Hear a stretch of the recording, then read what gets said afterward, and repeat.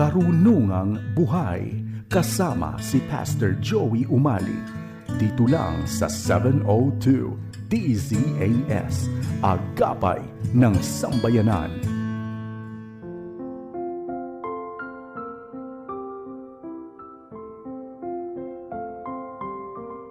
Pastor Joey Umali, samahan mo kami rito sa Karunungang Buhay. Isang mapagpalang araw sa iyo, kaibigan. Praise the Lord na muli tayong nagkita-kita, magkakanig-niig dito sa ating lingguhang programang Karunungang Buhay. Sa ating pong kalagayan ngayon ng pandemic, yung ikaw ay magising sa umaga na taglay mo ang buhay at kalakasan ay isa ng napakalaking pagpapala. Bago tayo magpatuloy, nais kong batiin sa kanyang kaarawan bukas ang aking hipag na si Flor de Lisa Garcia at ang aking bilas na si Kuya Oscar del Rosario. At sa February 1st, birthday rin ng isa ko pang hipag, ang panganay sa kanilang magkakapatid, si Ate Aida del Rosario, at ang inaanak ko sa binyag na si Che Smiths.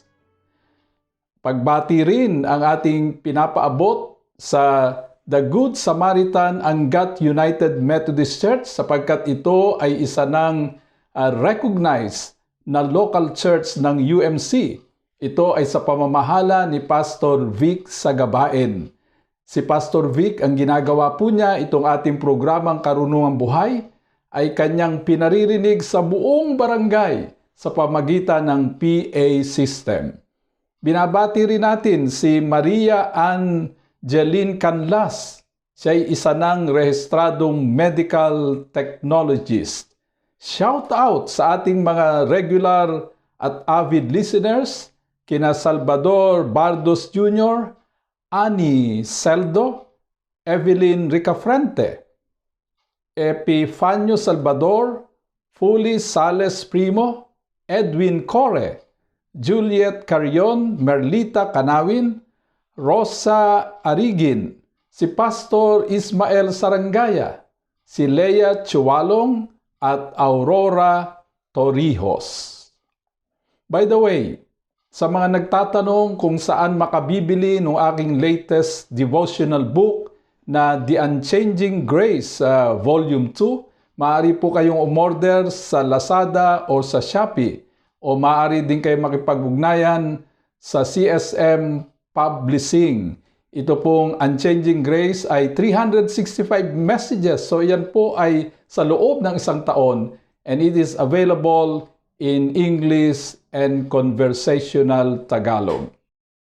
Mula sa Biblia, nabasa natin na ang Diyos ay tumawag ng mga propeta upang magbahagi ng salita ng Diyos, maghayag ng katotohanan at lumaban sa kasamaan. Uunawain natin ngayon ang tungkol sa pagtawag ng Diyos sa pamamagitan ng pagbubulay-bulay sa pagtawag kay Propeta Jeremias, ang tinaguriang The Weeping Prophet. Pero alam ninyo, parang mas tugmang tawagin siyang The Persevering Prophet. Siya ay naglingkod bilang propeta sa loob ng 40 taon pero tumanggap siya ng matitinding pagbatikos o oposisyon. Ang ating talatang aralin ay matatagpuan natin sa Jeremias 1:4 hanggang 14 at 17 hanggang 19. Hayaan ninyong basahin ko ang Tagalog Popular Version ng Jeremias 1:4 hanggang 14 at pagkatapos ay 17 hanggang 19. Sinabi sa akin ni Yahweh, "Pinili na kita bago ka ipinaglihi upang maging propeta sa lahat ng bansa." Sinabi ko naman, "Yahweh, hindi po ako marunong magsalita, bata pa po ako." Subalit sinabi niya sa akin, "Huwag mong sabihing bata ka, sinusugo kita kaya't humayo ka. Ipahayag mo sa lahat ang aking iniuutos sa iyo. Huwag mo silang katatakutan, pagkat ako'y sasa iyo at iingatan kita. Akong si Yahweh ang nagsasabi nito." Pagkatapos, iniunat ni Yahweh ang kanyang bisig, hinipo ang mga labi ko at sinabi, "Hayan, ibinibigay ko sa iyo ang dapat mong sabihin. Ibinibigay ko rin ngayon sa iyo ang kapangyarihan sa mga bansa't mga kaharian. Sila'y bunutin at ibagsak, lipulin at iwasak, ibangon at itatag." At tinanong ako ni Yahweh, "Jeremias, ano ang nakikita mo?" "Sanga po ng almendra," sagot ko. "Tama," sabi ni Yahweh. "At ako'y magbabantay pagkat ibig kong matiyak na magaganap nga ang aking sinalita." Muli akong tinanong ni Yahweh, "Ano pa ang nakikita mo?" Sumagot ako, "Nakikita ko po sa gawing hilaga ang isang kalderong kumukulo ang laman, halos tumagilid na sa gawing ito." At sinabi niya sa akin, "Mararanasan ng lahat ng naninirahan sa lupaing ito ang isang sakunang magmumula sa hilaga. Magpakatapang ka. Humayo ka at sabihin mo sa kanila ang lahat ng iuutos ko. Huwag kang matatakot sa kanila ngayon. Pag hindi ka sumunod sa akin, lalo kang matatakot kung naroon ka na sa kalagitnaan nila." Pakinggan mong mabuti ito, Jeremias. Ang bawat isa sa lupaing ito, ang mga hari ng Huda, ang mga pinuno, ang mga saserdote at ang buong bayan ay sasalungat sa iyo. Ngunit gagawin kitang sintibay ng isang lunsod na naliligid ng mga buog, sintatag ng haliging bakal o pader na tanso.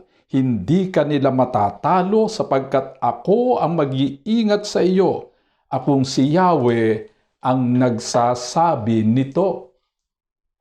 Sa ating panahon, bawat Kristiyano'y kinakailangang maging isang Jeremias, maging isang propeta, maging ilaw at asin ng lipunan na maghahayag ng katotohanan at lalaban sa kasamaan.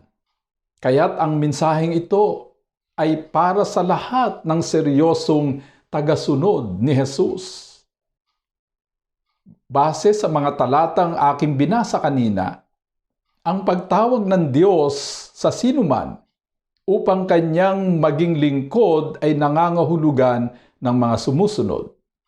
Una, ang pagpili ng Diyos sa isang tao ay hindi biglaan, hindi spur of the moment. Matagal niya itong pinapagplanuhan.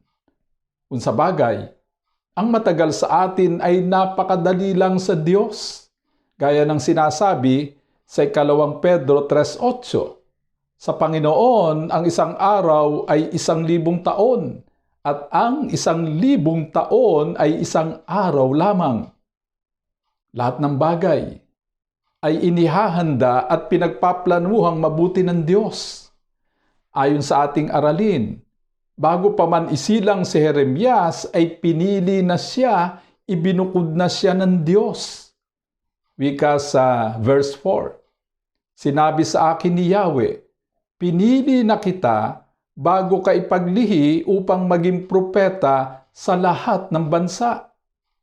Ang tawag sa doktrinang ito'y predestination.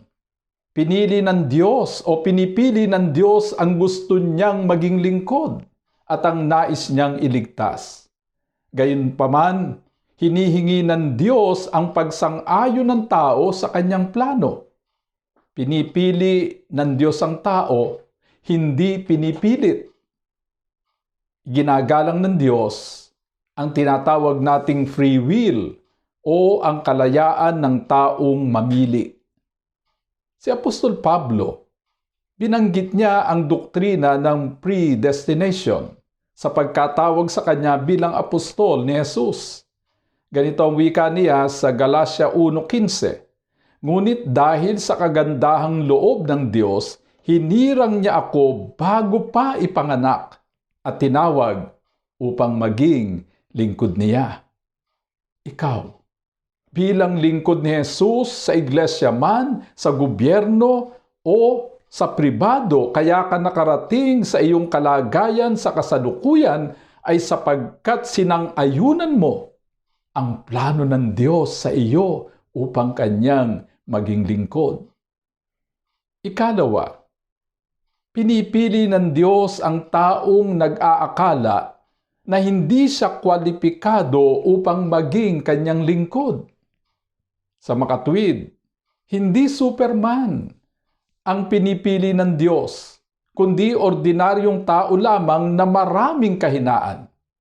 Tumanggi si Jeremias nang tawagin siya ng Diyos upang maging propeta.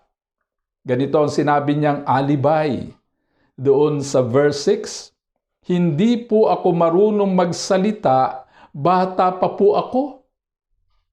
Nang tawagin ng Diyos si Moises upang pangunahan ang mga Israelita sa pagtakas sa Egypt, pagsasalita din ang ginamit niyang dahilan. Ganito ang kanyang pagtutol ayon sa Exodo 4:10. "Panginoon, sa mulat mula pa'y hindi po ako mahusay magsalita. Makapal po ang aking dila, heto nga't pautal-utal ako magsalita." Paano nilutas ng Diyos ang problema ni Moises? Binigyan ng Diyos si Moises ng tagapagsalita. Binigyan siya ng spokesperson. Ganito po ang sabi sa Exodo 4:14. Ito ang solusyon ng Panginoon. Binigyan siya ng spokesperson. "Hindi ba kapatid mo ang Levitang si Aaron? Alam kong mahusay siyang magsalita. Darating na siya at makikipagkita sa iyo. Matutuwa siya sa pagkikita ninyo. Walang sino man ang may monopolyo ng karunungan at kahusayan. Ang maaaring gawin ng Diyos ay bigyan ng katuwang ang isang leader upang mapagpunuan ang kanyang mga kakulangan." Pagkakaroon ng maruming dila, ang nakita namang dahilan ni Isaias kung bakit hindi siya karapat-dapat maging lingkod ng Diyos. Ganito ang sabi niya sa Isaiah 6:5, "Kawawa ako. Marumi ang aking labi at naninirahan sa piling ng mga taong marurumi rin ang labi." Alam nyo, hindi naman sinabi kung ano yung ibig sabihin ng marumi ang labi.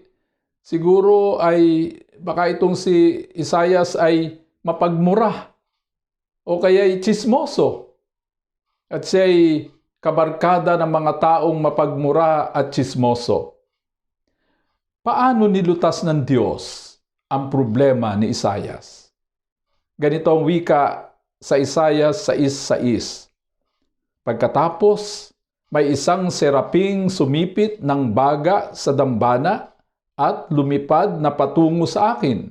Ang baga ay idiniit sa aking mga labi at sinabi, 'Wala ka ng sala, napawi na ang mga kasalanan mo.' Gaano man kalaki ang ating kasalanan, patatawarin tayo ng Diyos upang tayo'y maging karapat-dapat bilang lingkod.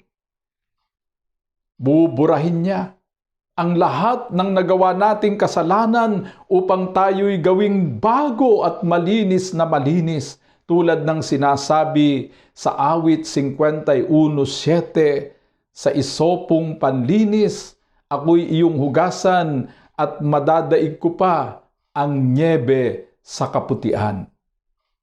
Si Moises ay binigyan ng Diyos ng tagapagsalita, samantalang si Isaias inayos ng Diyos ang kanyang pagsasalita. Paano naman nilutas ng Diyos ang katwiran ni Jeremias na siya'y bata pa at hindi marunong magsalita? Ganito ang wika sa Jeremias 1:9. "Pagkatapos, iniunat ni Yahweh ang kanyang bisig, hinipo ang mga labi ko at sinabi, 'Hayan, ibinibigay ko sa iyo ang dapat mong sabihin.' Hindi mauubusan ng paraan ng Diyos upang gawing karapat-dapat ang hindi mga karapat-dapat na kanyang tinawag sa paglilingkod. God does not call the qualified, He qualifies the called." Ikatlo, sinasamahan at iniingatan ng Diyos ang kanyang tinawag. Ganito ang tiniyak ng Diyos kay Jeremias sa verses 7 and 8. Subalit sinabi niya sa akin, "Huwag mong sabihing bata ka. Sinusugo kita kaya't humayo ka. Ipahayag mo sa lahat ang aking iuutos sa iyo. Huwag mo silang katakutan pagkat ako'y sa iyo at iingatan kita. Akong si Yahweh ang nagsasabi nito." Meron nga ba tayong dapat katakutan kung ang Diyos ang kasama natin? Wika ni Paul sa Roma 8:31, "Kung ang Diyos ang kakampi natin, sino ang makalalaban sa atin?" Tinalo ng batang si David ang higanting si Goliath sapagkat kasama niya ang Diyos.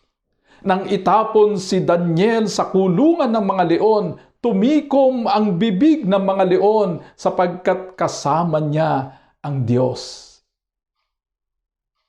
Kapag kasama natin ang Diyos, ang laban natin ay laban niya. Kung may gagawa sa atin ng masama, siya ang gaganti. Wika sa Roma 12:9, "Mga minamahal, huwag kayong maghiganti, sa halip ay bigyan daan ang galit ng Diyos, sapagkat nasusulat, akin ang paghiganti, ako ang gaganti, sabi ng Panginoon." Sino mang magpapala sa lingkod ng Diyos ay pagpapalain ng Diyos, at sino mang susumpa sa lingkod ng Diyos ay susumpain din ng Diyos. Ganito ang sinabi ng Diyos kay Abraham sa Genesis 12:3. "Ang sa iyo'y magpapala ay aking pagpapalain, ngunit kapag sinumpa ka, sila'y aking susumpain." Ika-4, makakakita ng malinaw na pangitain ang tinawag ng Diyos. Nang tinawag si Jeremias, nakakita siya ng dalawang pangitain. Ang pangitain ng sanga ng almendra o almond branch at ang pangitain ng kalderong kumukulo. Ang almendra, ang kauna-unahang halamang sumisibol sa panahon ng taglamig. Bata pa si Jeremias, ngunit pinili siya ng Diyos upang pagsabihan ang mga nakatatanda para siyang halamang almendra. Ang kalderong kumukulo ay sagisag ng puot ng Diyos na magpaparusa sa lahat ng masama. Si Jeremias ang magbababala sa darating na puot ng Diyos sa mga taong gumagawa ng masama. Pangitain. Ito ang kapangyarihang ipagkakaloob ng Diyos sa kanyang mga lingkod sa pamamagitan ng Espiritu Santo. Dahil sa pangitain, naaabot natin ang ating mga pangarap. Ang bulag na si Helen Keller ay nagsabi, "The only thing worse than being blind is having sight but no vision." Kapag binuhos ng Diyos ang Espiritu sa kanyang mga lingkod, mangangarap ang mga ito ng matataas na pangarap na magkakatotoo. Ang Italian sculptor na si Michelangelo ay nagsabi ng ganito, "The greatest danger for most of us is not that our aim is too high and we miss it, but that it is too low and we reach it." Pakinggan ninyo ang paglalarawan doon sa Joel 2:28 kapag ibinuhos ng Diyos ang kanyang Espiritu.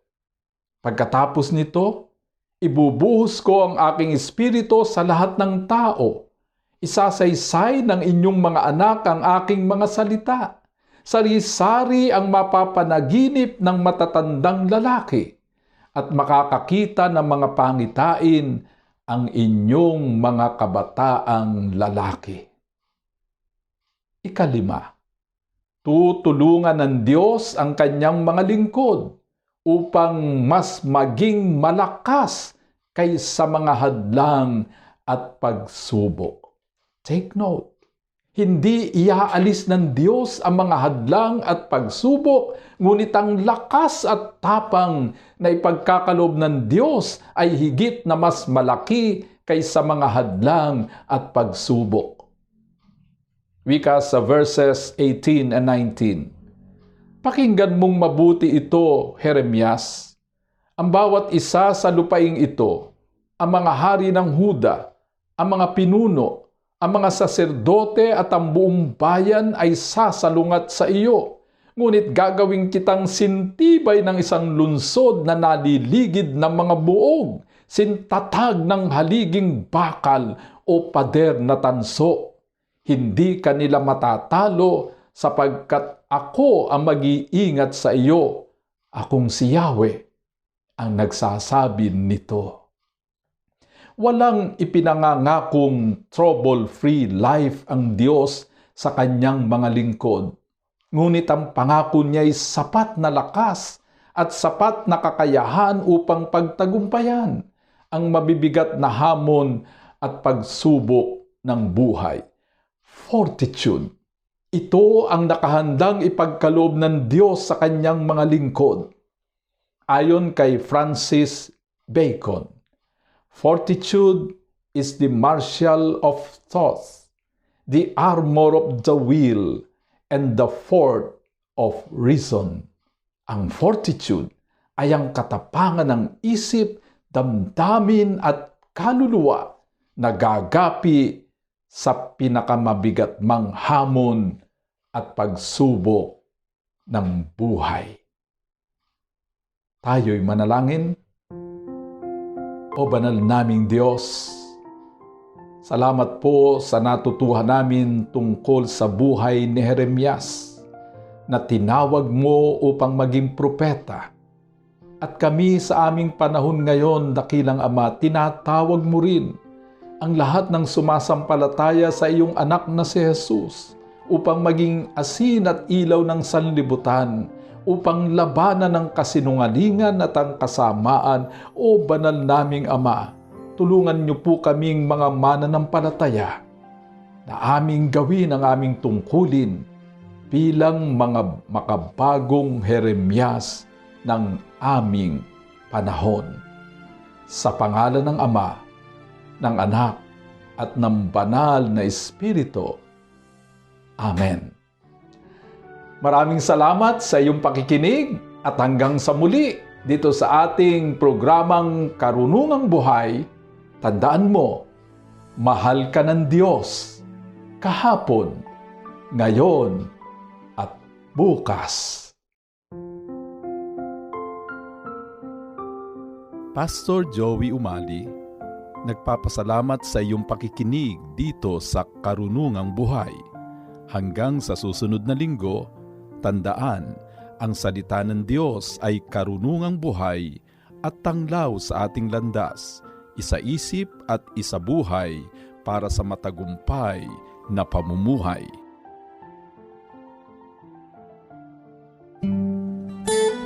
Inyong napakinggan si Pastor Joey Umali sa Karunungang Buhay. Tunghayan muli ang programang ito dito lang sa 702 DZAS, Agapay ng Sambayanan.